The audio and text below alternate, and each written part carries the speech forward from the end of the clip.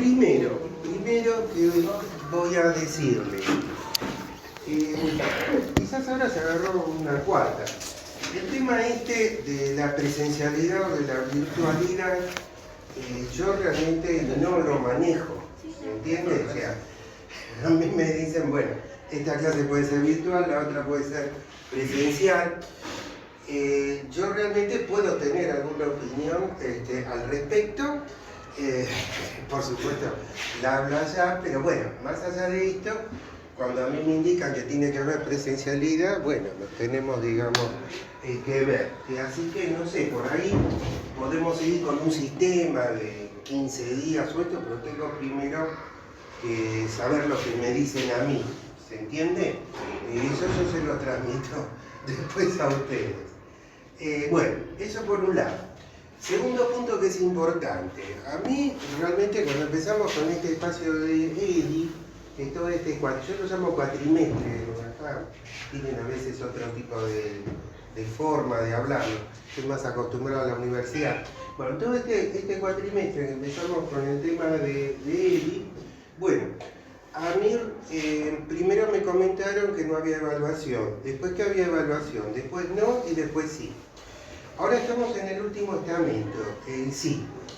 ¿Esto qué significa? Esperen un poquito, no me pongan una cara de la última porción del intestino grueso. No me pongan una cara de la última porción del intestino grueso. A ver, si yo estoy acá, ya se los dije 50.000 veces, no es, de alguna forma es para, porque como le decía recién a Norma, creo en esto, creo en el proyecto, no voy a seguir hablando de mí porque no tiene nada que ver. Entonces, la idea realmente mía para presentar lo que sería una especie de evaluación de esto es, primero es fundamental, obviamente que lo haríamos en la semana, yo se los voy a decir, de noviembre. Ustedes van a trabajar acá en grupos, son habitualmente 26. Con que me entreguen 4 o 5 hojitas, cada uno, un grupo, una hoja, y yo les voy a dar unas preguntas que las van a poder resolver en grupo y con todos los apuntes a mano, libros, lo que quieran. ¿Está? Si me lo llenan, me lo entregan, qué sé yo.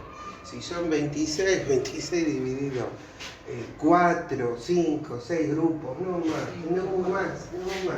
No me hagan laburar más, por favor, con esto.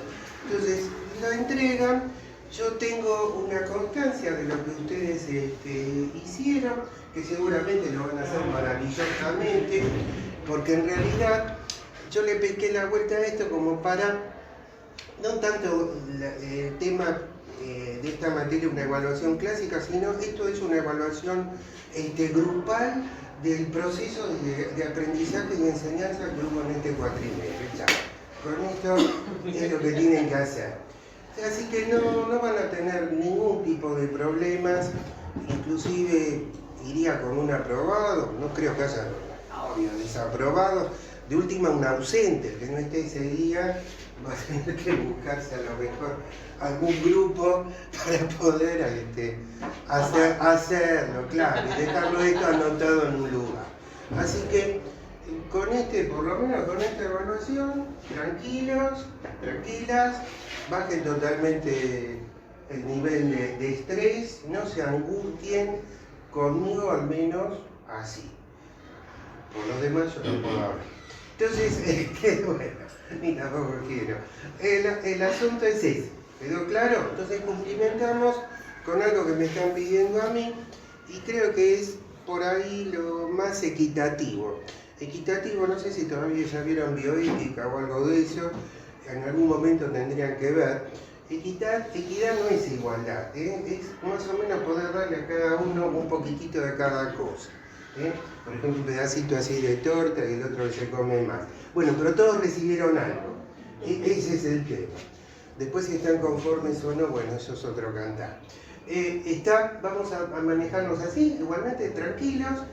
Yo esto se los voy a avisar con tiempo cuando vamos a hacer esa actividad. El único esfuerzo que tienen que hacer es tener ordenado los apuntes, no para poder ver. No hagamos de esto, que el otro que recupera, que no recupera, resolverlo ahí y ya está. Está, y si hay alguna duda, yo voy a estar. Así que cualquier cosa, si hay algo que no entienden, me preguntan. No es una soplada de la pregunta, pero bueno, los voy a ayudar para que todos puedan llegar a buen puerto con esto. ¿Está? Así que, tranquilito, les pido que lo transmitan a aquellos compañeras, no sé si más, qué sé yo. Cayó. Bueno, eso ya está. Viene ahí. Lo de la virtualidad y presencialidad es algo que yo todavía tampoco tengo muy claro como para transmitirlo, pero a lo mejor para la semana que viene por ahí podemos hacer una virtualidad, pero lo tengo que preguntar. Recién me acaban de informar que Katy está de vuelta con un problema, creo que la van a volver a internar. Bueno, entonces vamos a ver qué es lo que me dicen y yo oportunamente voy a transmitirlo como siempre lo hago. ¿Está? ¿Sí? Así que me tienen asegurado por lo menos hasta diciembre. Bueno, no, pero te agradezco. No, te agradezco. Muchísimas gracias. Han sido muy amables. Bueno, volvemos, ahora volvemos al tema nuestro, al tema que a ustedes les gusta, de los medicamentos y todo esto. Bueno, rastreando, haciendo un rastrillaje, ¿viste eso cuando te dicen anda a limpiar un poco la casa? No, estuve haciendo un rastrillaje pedagógico. Mentira. Me obligaron en mi casa a arreglar todo el despelote de libros y cosas que tengo. Entre todo ese rastrillaje, encontré, dije, esto es para los alumnos de Tecnicatura de... Claro, ahí está. Yo dije, esto es. O sea, rescaté un formulario terapéutico municipal en la época que yo era activo. Ahí veo, hay algunas personas que siguen ocupando algún cargo importante, otras ya fueron. Pero que está muy interesante. Fue algo que se construyó, no lo tengo, les aclaro. Esto no está hecho en PDF ni en nada, porque imagínate esto del 2003, 2005. Y no, tampoco tengo el archivo para pasármelo. Es más, esto un director mío, yo en ese momento se llamaba Medicina Preventiva, no se llamaba la Dirección Programa Sanitario. No sé, así estábamos en Villegas, 2340, en la otra puertita de vías respiratorias. Ahí, bueno, ese era el lugar. Inclusive ustedes pueden ver, quedó todavía un mosaico que dice Dirección de Medicina Preventiva.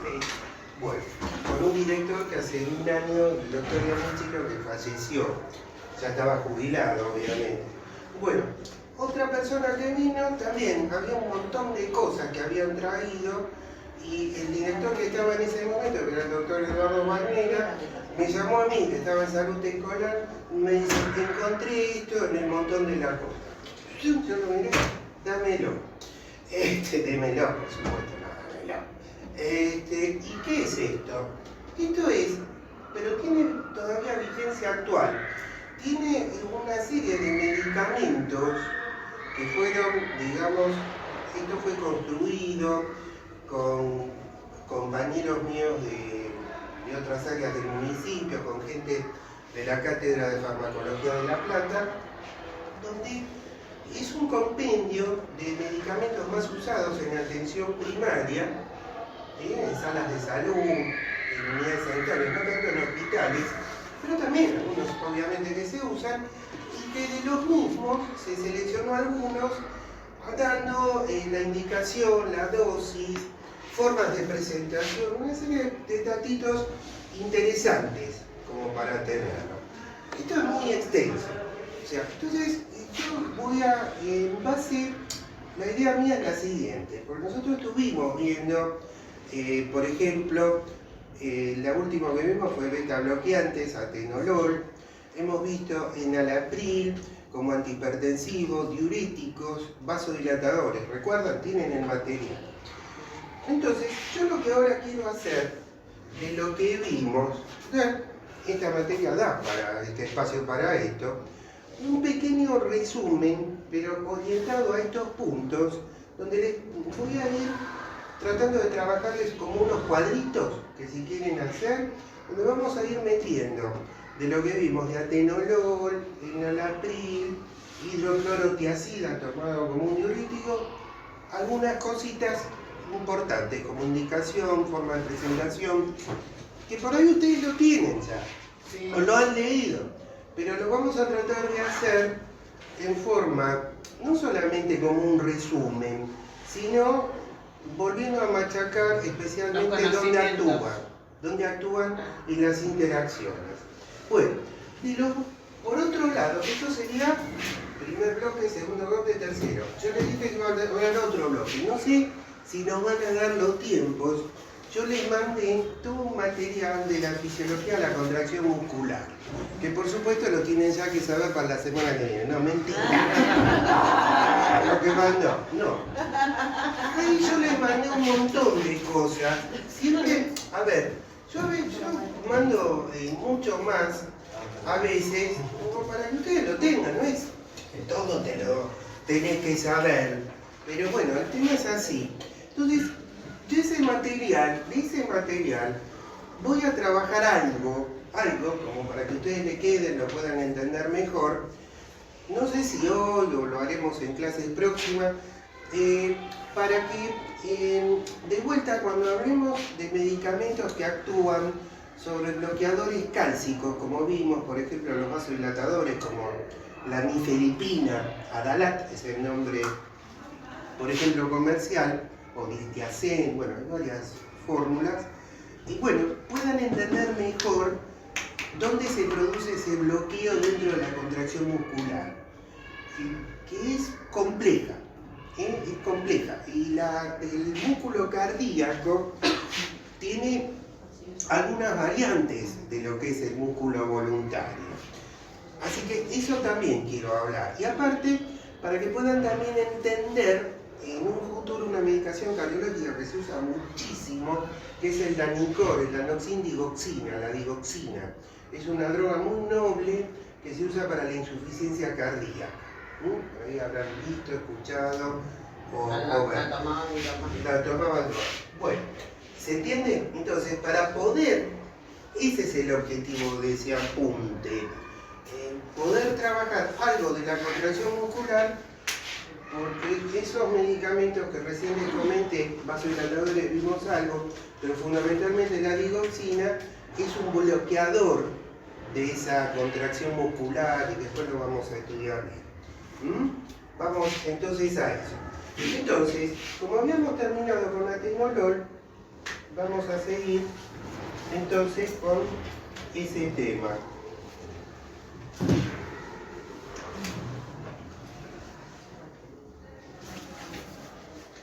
Bueno, che, quedó medio preso esto. ¿Qué pasa? ¿No tenés ganas de laburar? Bueno, esto que yo hice es una tracción, se llama. Es una fuerza que vino para un lado y para el otro, en biomecánica. Entonces, vamos al atenolol. ¿Te acuerdas? Habíamos empezado viendo su característica.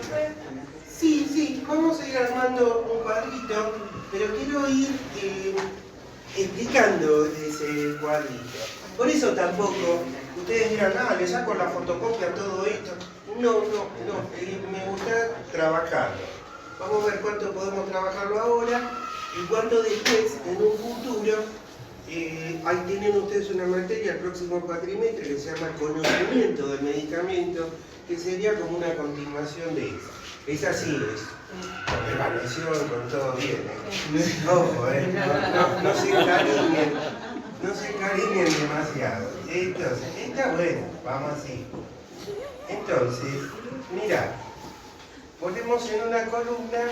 Mil perdones. ¿Pero por qué mil perdones? Karen, después que termina la clase, ¿venís a hablar conmigo? Sí.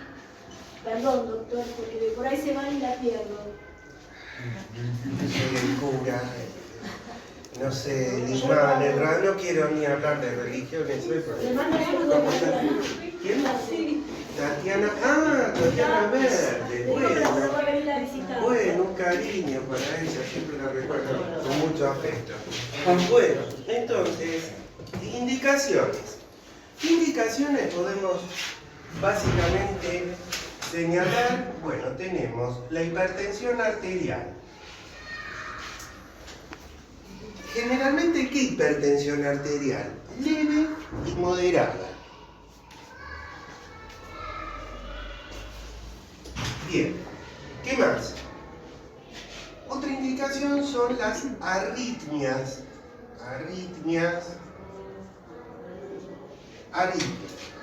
¿Qué es una arritmia?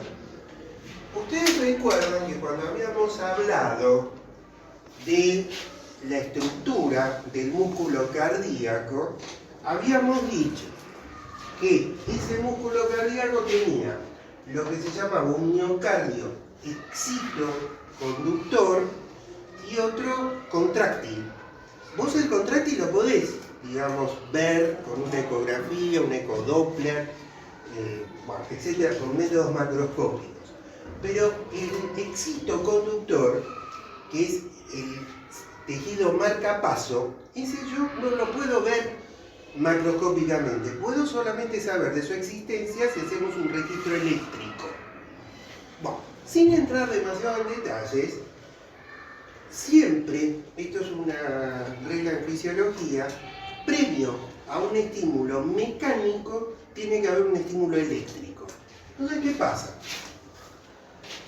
Uno, para saber que las cosas andan bien, hace, y les voy a hacer un dibujito para que se den cuenta, hace entonces un electrocardiograma. Un electrocardiograma básicamente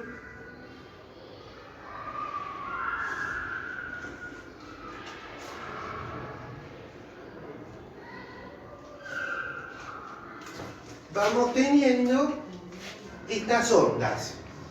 Si ustedes ven un electrocardiograma, cada una de estas ondas lo que te quiere tratar de significar que vos, ¿se acuerdan que la estructura del corazón eran aurículas, las cavidades y ventrículos?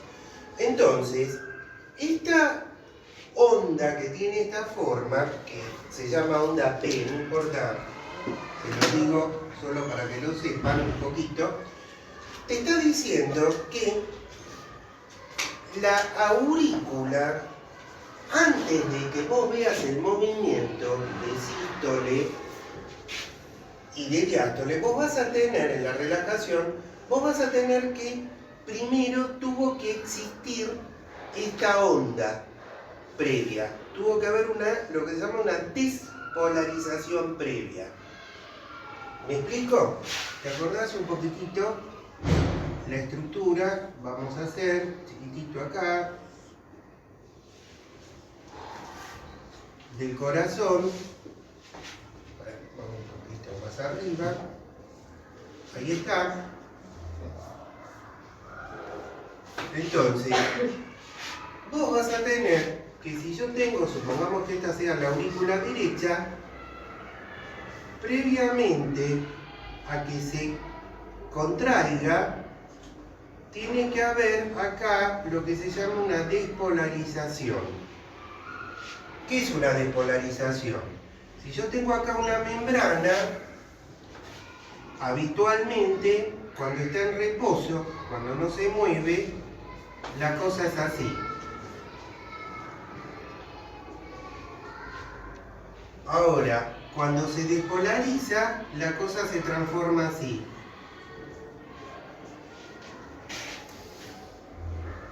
Esto es despolarizado. Supongamos que esto sea la parte de adentro de la membrana y esto sea afuera. Esto es en reposo. Cuando se despolariza, ¿ves? Invirtió lo que se llama la polaridad. Esto se debe a un juego de movimiento que nosotros hemos visto en biología, ese sistema, ¿vieron? De bombas, sodio, potasio, los mecanismos de transporte a través de la membrana. Bueno, viene esto así. Entonces, ¿qué pasa? Yo siempre previamente necesito que haya una despolarización para que después yo tenga movimiento. Entonces, esto acá a mí, esta imagen a mí lo que me representa es esa despolarización de las aurículas. Después hay una pausa porque tiene que pasar hacia los ventrículos. Y esto, que es una onda que se llama QRS, no importa, me representa, si esta me representaba a la aurícula, esto me representa a los ventrículos. Quiere decir que primero se tiene que producir eso, después el ventrículo va a tener el estímulo mecánico, se va a contraer. Tiene que ser siempre así. Estímulo eléctrico precediendo al mecánico. No puede haber de otra forma. No hay otra en condiciones normales. Después, ¿qué pasa? Después viene lo que se llama una relajación, la diástole. Bueno, acá tenés, esto me representa la relajación ventricular. Y después se tiene que volver a repetir. ¿Se entiende? ¿Sí? Más o menos un dibujito así. Obviamente, esto tienen que tener en cuenta que cuando, no sé si alguna vez vieron o le hicieron un electrocardiograma, que van colocando electrodos por diferentes lugares. Entonces, la visión que vos podés tener de estas ondas no es igual en todos lados. Este es el dibujito clásico. Bueno, entonces, ¿qué pasa acá? Esto es lo normal. Cuando hay una arritmia, entonces, ¿qué es lo que puede pasar? Yo tengo así.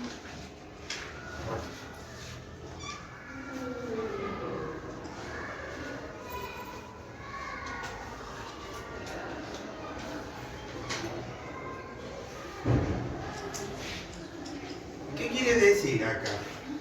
Vamos a ser buenitos y no vamos a matar a la persona, hacerle algo lento. Entonces, ¿cómo es el asunto? Yo acá,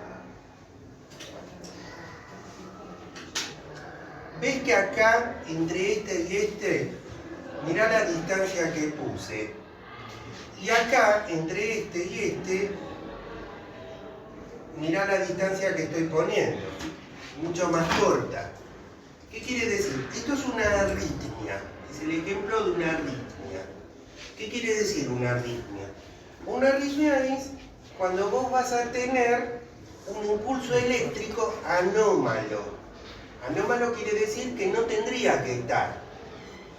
Entonces, pero Sí. ¿qué es lo que pasa? En realidad se corta la relajación del músculo, todo seguido. Está actuando eléctricamente.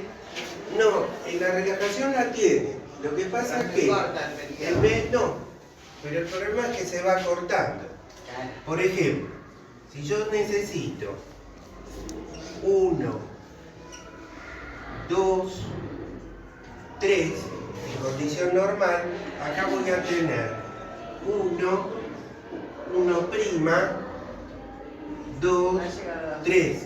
Este está de más. Y ese es el Esa es la arritmia. Esa es la arritmia. El latido prematuro, exacto. Para entenderlo, ¿no? Hay muchas ahí. Por ejemplo, las menos, digamos, menos nocivas son las que se originan en las aurículas. Eso se ve solamente en los electros. En realidad, eso se ve mejor en el electrocardiograma. Pero la persona que está capacitada para hacer una buena semiología puede darse cuenta, a lo mejor no decir con precisión, pero que hay un problema, una arritmia. ¿Sí? O sea, por supuesto, nada puede superar al registro eléctrico. Nada, obvio, está ahí. Pero se puede presuponer lo que está pasando con una buena toma de la frecuencia cardíaca. que generalmente del pulso, del latido cardíaco, que generalmente uno lo que tiene que tener en cuenta cuando toma el pulso es esto.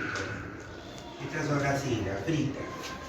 La frecuencia, la regularidad, la intensidad, la tensión y la amplitud. Generalmente, lo único que se le da bolilla es a la frecuencia. O sea, cuánto tiene por minuto. Y con suerte, si te lo contó en el minuto. Porque más de una vez es 10 por 6 o 15 por 4. Si fuera una ecuación matemática, maravilloso.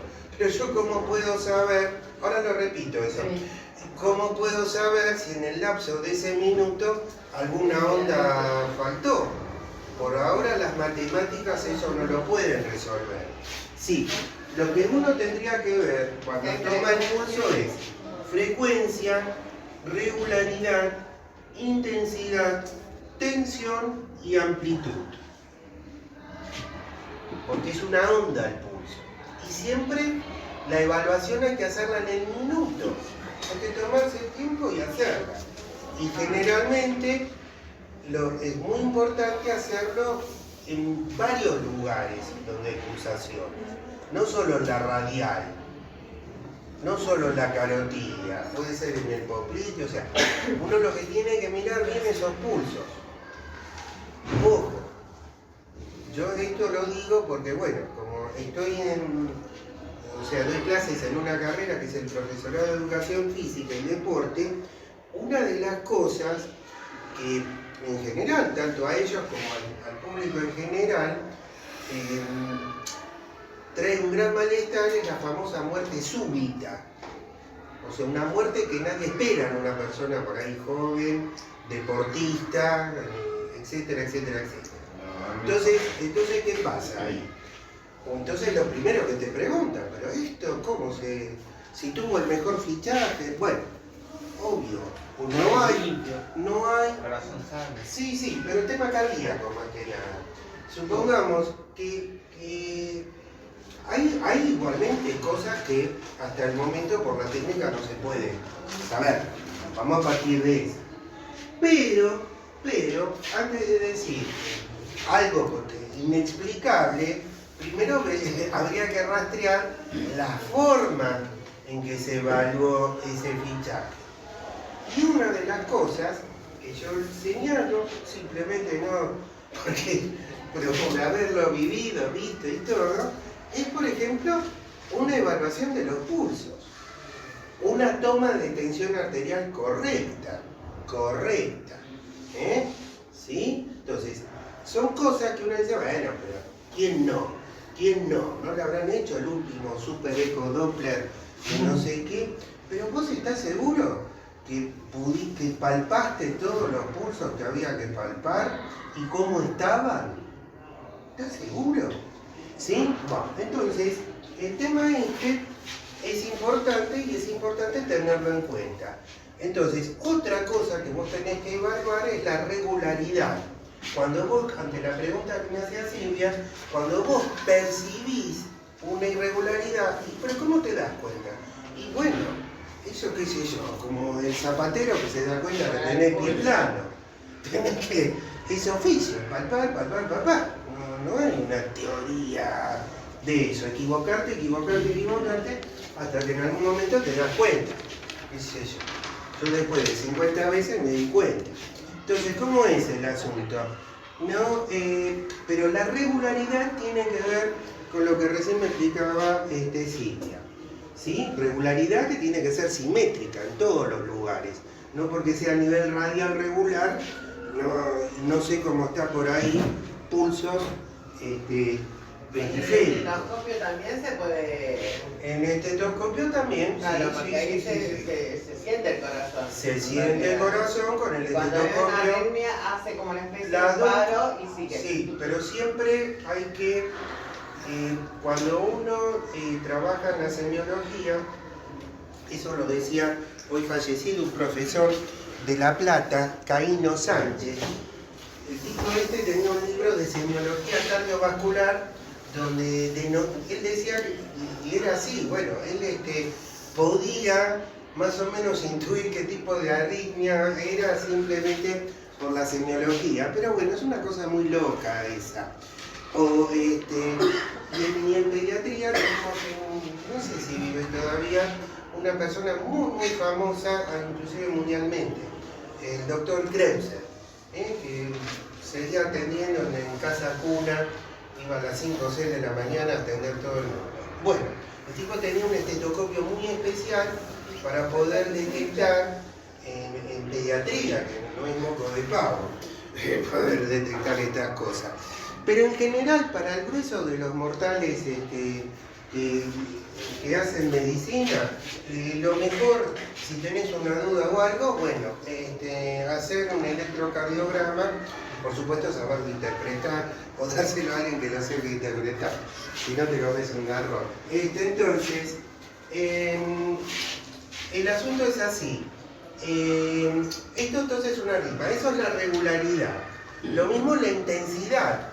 Lo que te puede decir que un pulso es intenso o no es la propiedad de que vos tengas la dificultad de poder hallarlo o no muy fácilmente. La tensión, lo mismo la amplitud, o sea, cuando vos lo tocas, cuánto puede la onda elevarse. Y la tensión es algo que tiene que ver con la elasticidad de la arteria. ¿Qué quiere decir? Uno, por supuesto esto muy suavemente, tiene que presionar la zona donde toma el pulso y ver qué fuerza tiene que hacer para hacerlo desaparecer.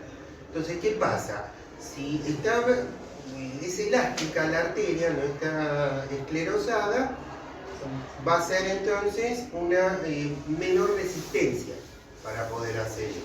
Entonces son cosas que, bueno, evidentemente no todos lo tienen por qué saber, pero yo se los comento porque tiene que ver que en el pulso no es solamente medir frecuencia. Entonces, como les decía, cuando uno habla de arritmias, es esto. Quiere decir, volvemos a lo nuestro, arritmias. Entonces, en este tipo de arritmias tiene indicaciones, especialmente las arritmias supraventriculares. O sea, supraventriculares son las que se originan por encima de los ventrículos, en las aurículas. Supraventricular. ¿Qué más? ¿Dónde se originan, profe? Acá arriba, en las aurículas. Por eso se llama supraventricular. Y por otro lado, tiene indicación en algo que nosotros llamamos la angina de pecho. ¿Te acordás? Yo te lo expliqué en el material, ¿no? Angina, entonces yo pongo Angor. Angor también sirve. Entonces tenemos ahí algunas indicaciones. Bueno, vamos el otro elemento del atenolol. ¿Cuál es la vía de administración? Vía de administración. Esto les va a gustar. Administración. No sé. Me dijeron esto. Entonces, bueno, la vía de administración del atenolol siempre es oral. Oral. ¿Entienden, no? Por boca. Perfecto. Vía de administración oral. Formas de presentación. Formas. Voy a hacer chiquitita la letra, si no, no me va a alcanzar el pizarrón. Formas de presentación. ¿Ves? Vos podés, después, si te gusta, hacer así, chiquita. Formas de presentación, ¿cómo es? En comprimidos. ¿Viste, no? Está bueno, ¿no? Comprimidos. ¿No? Esto les gusta. No sabía que les iba a gustar. Comprimido. ¿De cuánto? De 25 miligramos tenés comprimidos también de 50 y comprimidos de 100.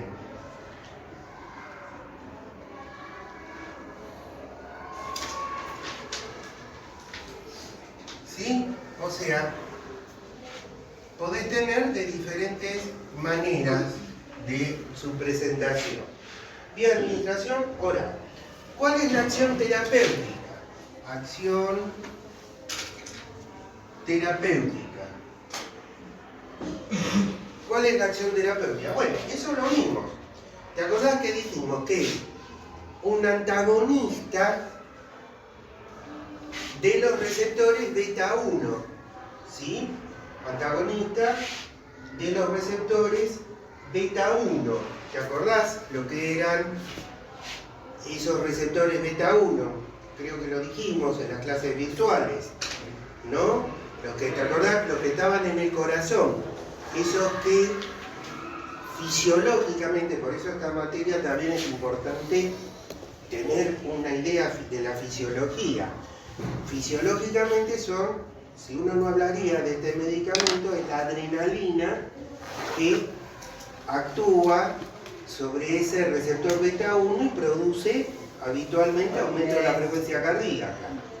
En cambio, si yo uso el atenolol, que es un beta, lo dice la palabra, bloqueante, se une a ese receptor beta 1 y compite con la adrenalina que siempre producimos, pero no la deja actuar. Ese es un poco lo que es antagonismo competitivo. ¿Por qué? Porque el receptor beta 1, como el atenolol, está fabricado de una forma tal que es como que medio lo engaña, entonces le permite la entrada. Simula algo parecido a la adrenalina, pero no es la adrenalina. Eso es antagonismo competitivo. Pero ojo, así como dijimos que actúan selectivamente y el visitador del laboratorio te dice, sí, es con los receptores beta 1, tranqui, porque hay otros receptores que son los receptores beta 2 para la adrenalina que están en los bronquiolos, en la vía respiratoria, que por más que te digan que es cardioselectivo, alguna acción antagónica, aunque sea mínima, puede llegar a tener. ¿Se entiende? Eso de la total cardioselectividad, hasta ahí. ¿Y por qué digo esto? Porque hay que tener en cuenta algo muy importante que en un ratito ahora lo vamos a ver. Entonces, ¿qué otras cosas tenemos? Es una droga muy hidrofílica. Muy hidrofílica. ¿Qué quiere decir? Que se disuelve bien con el agua corporal.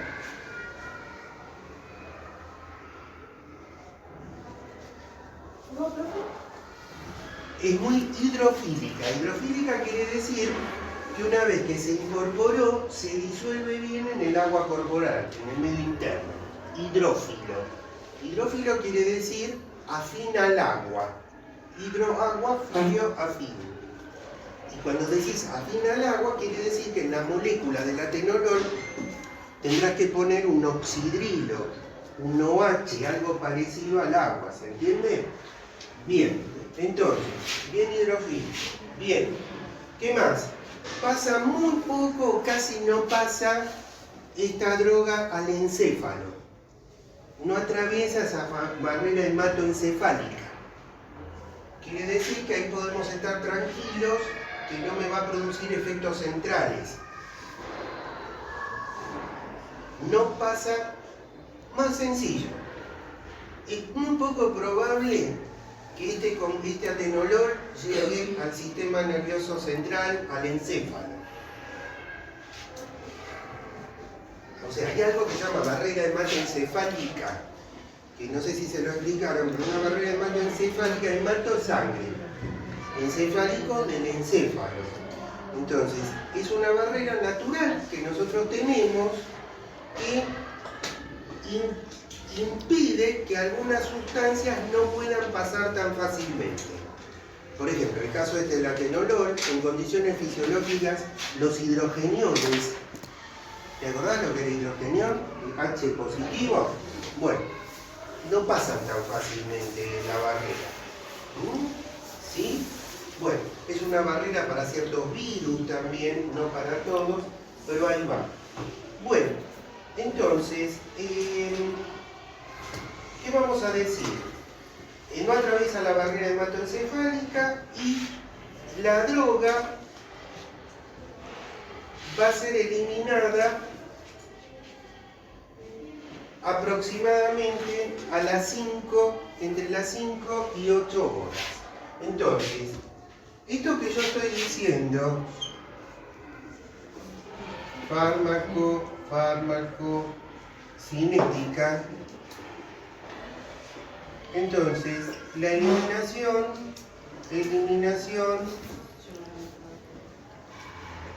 5 a 8 horas. Entonces, bloqueante beta 1 y eliminación entre 5 a 8 horas. Bueno, vamos a los efectos adversos. Yo lo pongo RAM, ¿sí? Yo espero. RAM. ¿Te acordás? RAM, ¿qué era? Bien. ¿Qué puede producir? 1. Bradicardia. Bradicardia es una disminución de la frecuencia cardíaca por debajo de los 60 ciclos por minuto. Eso, atención, que es importante tenerlo en cuenta. 60 ciclos por minuto. ¿Por qué? Porque vos podés llegar a decir, lo normal, ¿te acordás? En una persona adulta lo normal es más o menos 70, tomamos como mínimo, y 100 como máximo. ¿Vamos bien? Entre 70 y 100. Puede haber variaciones con la edad, el sexo, la altura, la temperatura, el grado de intensidad que uno hace un ejercicio, bla, bla, bla, bla, bla. Pero entre 70 y 100, en un adulto, son los valores que tomamos como normales. Si vos tenés 69, eso es baja frecuencia cardíaca. Para hablar de bradicardia tiene que ser de 60 para abajo. ¿Quedó claro? ¿Por qué se produce esa bradicardia? Lo tomás como efecto adverso. Porque si es un beta bloqueante, por ahí hay gente, o por la dosis que manejaste, porque no todos reaccionan de la misma manera, te empieza a bajar mucho la frecuencia cardíaca. Y eso hay que tenerlo en cuenta. ¿Qué más? Otra cosa que es muy importante es que esta bradicardia, cuando está, uno por supuesto tiene que hacer un electrocardiograma y fijarse si esa bradicardia no es producida por lo que se llama bloqueos de rama. ¿Qué es esto de bloqueos de rama? Vamos de vuelta, hacer una onda de electrocardiograma.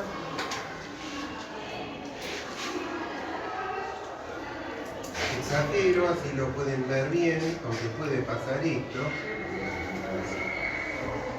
Mirá,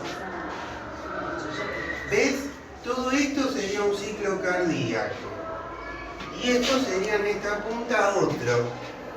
Mirá la raya que yo hice entre los dos. Es un... No, todavía lo tenemos acá en esta hermosa tierra. Porque todavía tiene la tierra. Se fue y volvió. Claro, un poquito ahí, pero volvió. Bueno, ¿cómo es el asunto? Vos fijate que acá tendría que haber habido un ciclo. ¿Me explico? Bueno, este medicamento lo que puede producir es esto. Esto es un efecto adverso.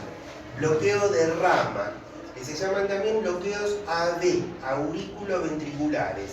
¿Qué quiere decir? Actúan tan intensamente que no te permiten que pase el estímulo de las aurículas a los ventrículos. ¿Se entiende? Hay de diferentes tipos.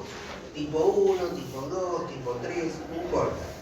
Pero esta es una contraindicación muy importante, porque vos por ahí, una bradicardia, si la notás, podés decir, bueno, está tomando 50 miligramos de atenolol, vamos a ver que tome 25 y ver qué pasa. Pero si en el electrocardiograma te aparece un bloqueo, si está tomando 50, tenés que probar que empiece a tomar 15. Nunca de golpe que dejar este medicamento, porque puede llegar a producir, si uno bruscamente lo interrumpe, una crisis adrenérgica muy importante. ¿Qué quiere decir? Que si vos enseguida sacás el atenolol, fáfete. La adrenalina que está ahí dice, esta es la mía. Y se mete con todo. Y nos puede provocar un desastre. Entonces, pero el bloqueo, aunque sea, es una estrategia para estar pensando, bueno, algo tengo que hacer de cómo tratar a esta persona. Lo que yo siempre digo, farmacología y terapéutica, aunque parecen parecidos, no lo son exactamente lo mismo. Bueno, los bloqueos. ¿Qué más puede llegar a producir? Bueno, puede llegar a producir una disminución de la circulación a nivel periférico, especialmente en las extremidades, que pueden perder temperatura, extremidades más frías. Bien. Y acá hay un tema que es muy importante. Por lo general, un paciente no viene con un solo problema. ¿Qué quiere decir? Muchas veces vos tenés alguien que tiene hipertensión, pero aparte es una persona que tiene un enfisema, un asma bronquial, un problema respiratorio. Entonces, beta bloqueante con esta gente que tiene problemas respiratorios, si uno puede elegir otra droga mejor para tratar la hipertensión, bienvenido sea. ¿Por qué? ¿Se entiende el por qué? Tiene que ver con lo siguiente. Si vos le das una droga que aunque te la vendan como cardioselectiva, tiene siempre por ahí alguna acción sobre la mucosa del bronquiolo, entonces vos estás inhibiendo la posibilidad de que ese bronquiolo se relaje, porque estás compitiendo con la adrenalina. ¿Se acuerdan de eso? Broncodilatación, broncoconstricción. Bueno, entonces, no puede. Entonces, vos si le das el beta bloqueante le podés agravar su cuadro respiratorio. ¿Se entendió por qué? ¿Seguro? ¿Sí? Si no, por favor me preguntan. ¿Y qué se hace ahí, profe? Bueno, justamente, tenés que echar a lo mejor mano un enalapril, por decir. Por eso, insisto, aunque parezca medio pesado esto que lo digo, una cosa es la farmacología, que en este convenio lo señala muy bien, está correctísimo, pero otra cosa es la terapéutica. O sea, cuando vas a sacar ¿me puedes dar un medicamento? Tengo este problema, me duele mucho la cabeza, bueno, mira, te doy yo soy el que... No, para la moto, que vos no estás vendiendo ahí caramelitos. ¿Está? Entonces la prescripción es muy importante hacerla. Y también es muy importante que ustedes sepan estas cosas. Pero yo, profe, no sé. No importa lo que no sos. Vamos a pensar en lo que sos. Sos la persona que está de salud ahí y que está recibiendo algún mensaje. Mira, esto me lo recetó el médico, pero me siento más lento, se me ponen frías, viste, la mano. Bueno, agarrá, pará. Espera un poquitito, volvé a consultar. Porque esto, yo está bien, yo no soy farmacéutico, pero tengo nociones de que a lo mejor esto puede tener que ver algo con tu a lo mejor. A lo mejor. No cruces nunca la raya esa. Puede tener, y nosotros tampoco tendríamos que cruzar la raya, de lo que no sabés mucho más. Entonces, a lo mejor esto puede tener que ver con tu medicamento. Sí, che, pero la farmacia no va a facturar, qué sé yo, no sé cuánto decir ahora, 100.000 pesos por vender este millón. ¿Qué querés que te diga? Eso es otro problema. Bueno, entonces, al tipo había una propaganda, y los que son un poquitito más, digamos, transitaron más y brillosamente este mundo, que había no sé si ustedes, alguien escuchó hablar de un actor, Jorge Martínez, ¿le suena? Bueno, por ahí a otra gente es como hablar de cualquier cosa. Bueno, a mí me pasaba lo mismo cuando me hablaban de Tania o de Tita Merelo. Entonces, este actor hacía una propaganda de una vajilla, unos platos. Había una fábrica muy importante en Berazategui, Rigoló, que lamentablemente se perdió bastante, daba mucho trabajo en Berazategui. Bueno, hacían unas vajillas, unos platos que los llamaban Durax. Entonces el tipo agarraba y venía alguien a vender, agarraba. Tenía platos en ese negocio Durax y otros no. Y entonces el tipo, para hacer que compren el Durax, empezaba a agarrar los otros platos y los empezaba a romper. O sea, le rompió casi toda la mercadería, menos.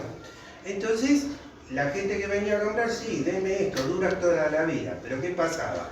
El dueño del negocio le hacía así, afuera, porque le rompió todo lo que era la vajilla, que no era justamente Durax, y el tipo se quedaba en la propaganda al final sin laburo.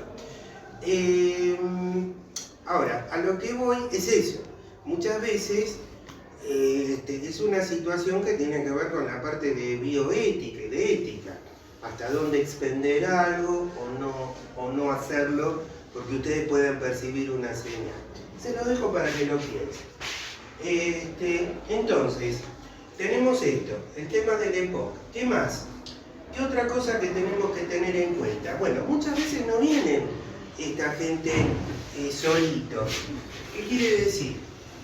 Nosotros acá, en esta, podés parar, interacciones.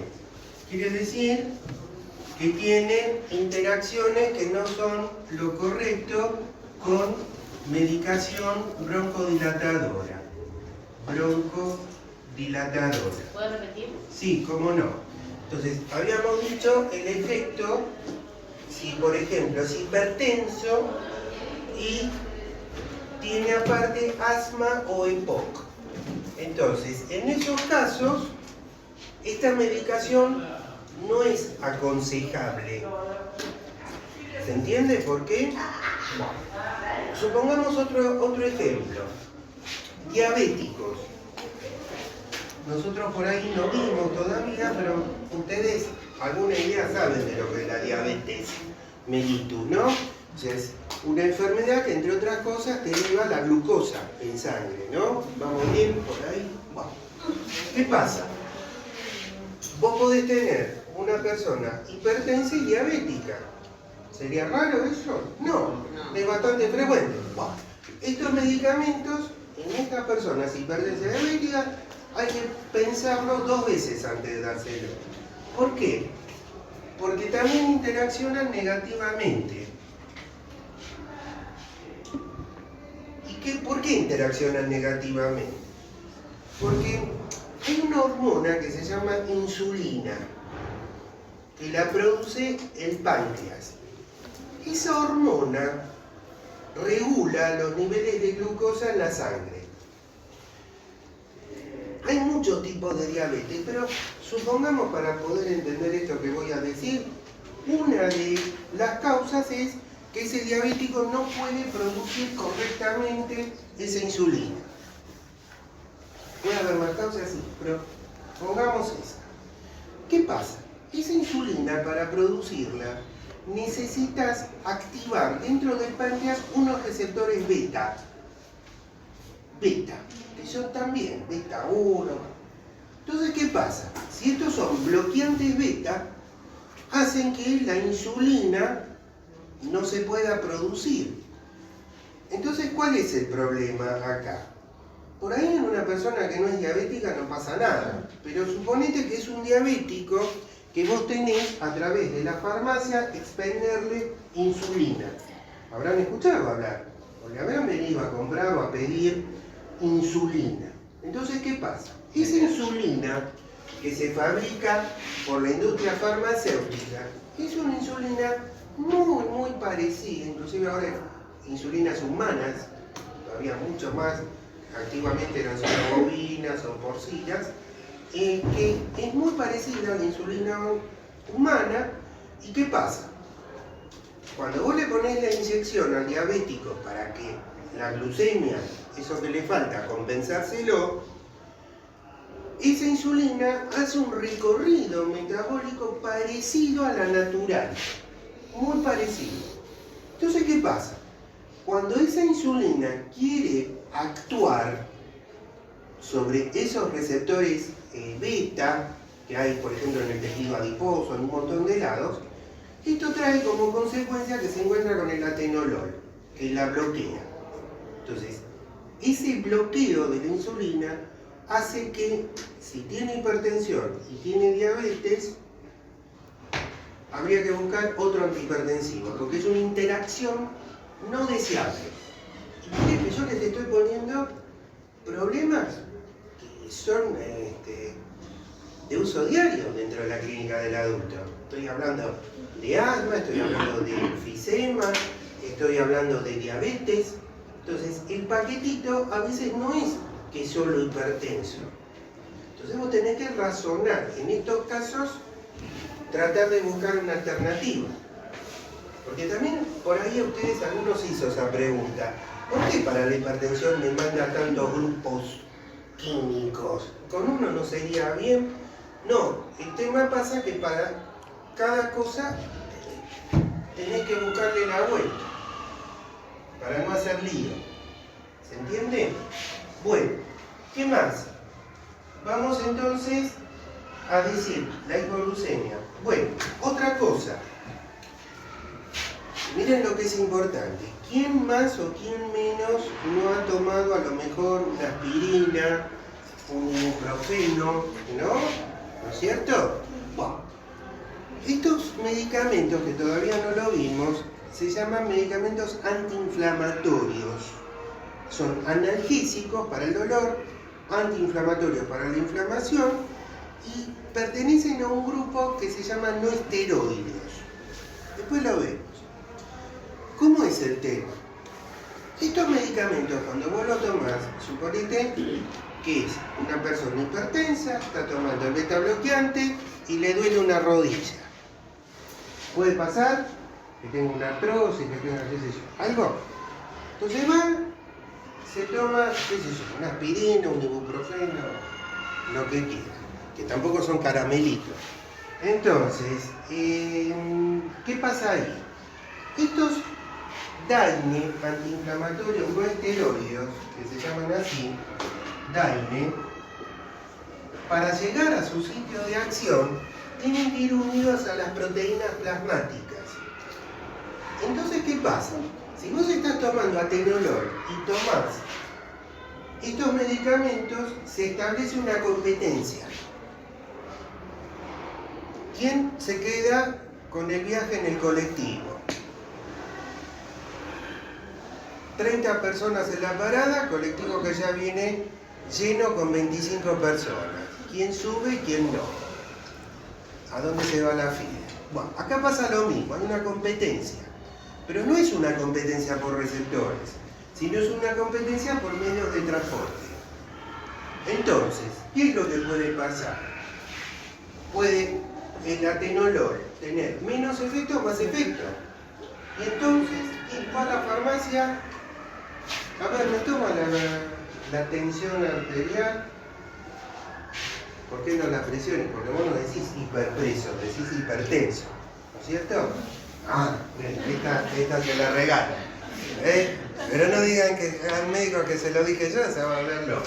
Entonces, que tiene que ver con algo físico, ¿no? Ya está. Entonces, ¿cómo es el asunto? Uy, pero no puede ser. Le dio, qué sé yo, 180, 100. Yo estoy tomando lo que me dice el médico de cabecera, 50 miligramos. Los tomo y no pasa nada. Bueno, ¿qué pasa ahí? A lo mejor es muy común en gente de tercera edad que vienen con lo que se llama la polifarmacia. Es común. Para esto, para que funcione esto, para que funcione el otro. no vengan, y te dice todavía todo enojado, ya saqué la sal de la comida y no pasa nada. Pará. Entonces, ¿cómo es el asunto? Si vos no tenés en cuenta, o quien prescribe, no tiene en cuenta las interacciones, y teniendo en cuenta que a lo mejor hasta el antiinflamatorio se lo recetó solo, vaya a saber. Entonces, ¿qué pasa? Vos a lo mejor no es el problema que le tenés que dar 100 de atenolol, o decirle tirar el salero a Virrey del Pino o a Cañuelas, si estás acá en San Justo. No es eso. A lo mejor el problema pasa que le tenés que reducir la dosis del antiinflamatorio.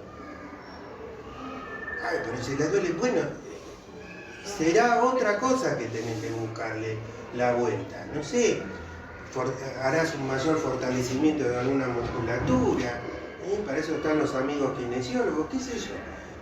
Pero está el tema ese.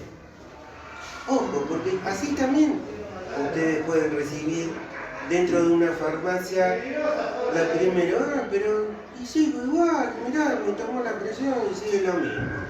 ¿Por qué sigue lo mismo? Sigue lo mismo porque a lo mejor está tomando un medicamento que compite por el... No pasa solo con esto, pasa con un montón, con los anticoagulantes, con un montón de cosas, que me está compitiendo con lo que transporta.